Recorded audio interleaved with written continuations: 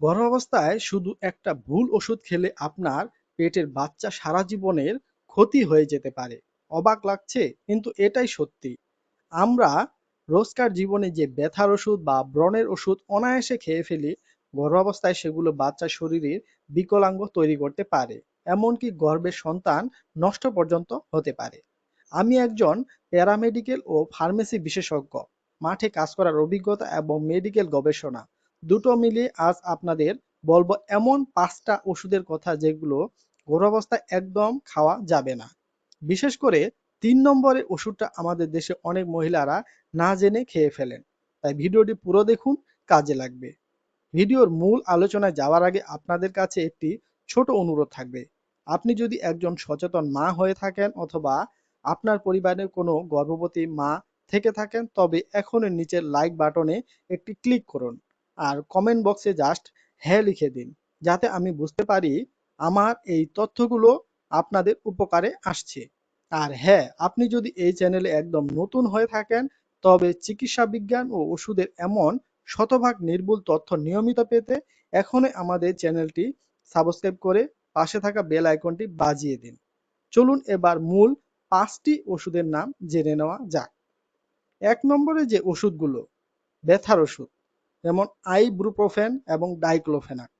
প্রথমে বলি ব্যথার ওষুধের কথা। আইবুপ্রোফেন এবং ডাইক্লোফেনাক গ্রুপের ট্যাবলেট। এখন আপনি মনে করতে পারেন এগুলো আবার কোন ওষুধ। যেমন এর ব্র্যান্ড নামগুলো হলো ফ্লামেক্স, প্রোফেন, ক্লোফেনাক, এফেনাক, এই ধরনের ওষুধ। আর গর্ভাবস্থায় শেষ 3 মাসে এই ওষুধ খেলে বাচ্চার হার্ট, ফুসফুসে, রক্তনালীতে সমস্যা হতে পারে এবং কিডনির ক্ষতি হয়। আর প্রসবের সময় মায়ের রক্তক্ষরণ বেড়ে যেতে পারে। তাহলে গর্ভাবস্থায় মাথা ব্যথা বা শরীর ব্যথা হলে কি খাবেন?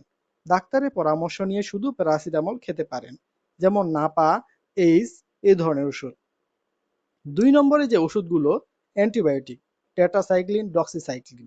এবার বলি টেট্রাসাইক্লিন আর ডক্সাসাইক্লিন গ্রুপের অ্যান্টিবায়োটিকের কথা। যেমন এদের ব্র্যান্ড নামগুলো হলো এটেট্রা, টেট্রাসিনা, ডক্সিক্যাপ, ডক্সিন ইত্যাদি। গর্ভাবস্থায় মাঝামাঝি বা শেষের দিকে এই ওষুধগুলো খেলে সেটা সরাসরি বাচ্চার শরীরে চলে যায়। এতে বাচ্চার হাড়ের গঠনের সমস্যা হতে পারে। আর জন্মের পর বাচ্চার দাঁত স্থায়ীভাবে হলদেটে বা কালচে হয়ে যেতে পারে। তাই সর্দি কাশি বা ইনফেকশন হলে নিজে নিজে কখনো অ্যান্টিবায়োটিক খাবেন না। 3 নম্বরে যে ওষুধগুলো, ব্রণের ওষুধ, যেমন আইসোটেটিনোইন, সবচেয়ে বিপজ্জনক।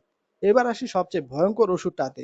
ব্রণ সারানোর ওষুধ আইসোট্রেটিনোইন, যেমন হচ্ছে আইসোটিন, রেটিক্যাপ ইত্যাদি। ডাক্তাররা একে গর্ভের বাচ্চার জন্য সবচেয়ে বিপজ্জনক ওষুধ বলেন। এই ওষুধ খেলে বাচ্চা মারাত্মক বিকলাঙ্গ নিয়ে জন্মাতে পারে। কান, চোখ, মুখ আর মাথার গঠনের সমস্যা হতে পারে। মনে রাখবেন, এই ওষুধ খাওয়া বন্ধ করার পরপর অন্তত 3 মাস গর্ভধারণ করা যাবে না। 4 নম্বরে যে ওষুধগুলো, প্রেশারের ওষুধ, এনালাপ্রিল বা লোসার্টান।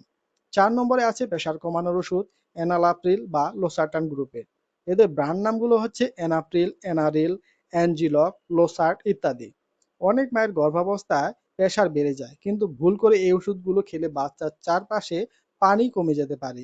এতে বাচ্চার মাথা, হাড়ের গঠনের সমস্যা হয় আর কিডনি ঠিকমতো কাজ নাও করতে পারে। গর্ভাবস্থায় প্রেশার নিয়ন্ত্রণে ডাক্তাররা সাধারণত মিথাইল ডোপা নামের ওষুধগুলো দিয়ে থাকেন, যেমন সারডোপা, ডোপামের ইত্যাদি। 5 নম্বর ওষুধগুলোর মধ্যে কোলেস্টেরল ওষুধ, যেমন স্টাটিন গ্রুপে। সর্বশেষ বলি কোলেস্টেরল কমানোর ওষুধ, যাকে বলে স্টাটিন গ্রুপ। এদের ব্র্যান্ড নামগুলো হলো এটোবা, রসুবা ইত্যাদি। গর্ভের বাচ্চার শরীর গঠন আর হরমোন তৈরির জন্য মায়ের শরীরে কিছুটা কোলেস্টেরল দরকার। এই ওষুধ কোলেস্টেরল তৈরি আটকে দেয়, ফলে বাচ্চার স্বাভাবিক বৃদ্ধি বাধাগ্রস্ত হতে পারে। শেষ কথা, আমার অভিজ্ঞতা থেকে সব মায়েদের একটাই কথা বলি, গর্ভাবস্থা খুব স্পর্শকাতর একটা সময়। সামান্য সর্দি, জ্বর বা গ্যাসের সমস্যা হলে নিজে নিজে ফার্মেসি থেকে ওষুধ কিনে খাবেন না। যে কোনো ওষুধ খাওয়ার আগে অবশ্যই একজন গাইনোকোলজিস্ট বা অভিজ্ঞ স্বাস্থ্যকর্মীর সাথে কথা বলুন। আর সর্বশেষ একটা কথাই, আপনার একটা শেয়ার হয়তো অনাগত বাচ্চার জীবন বাঁচিয়ে দিতে পারে। তাই ভিডিওটি এখনই আপনার পরিচিত জনদের সাথে শেয়ার করুন।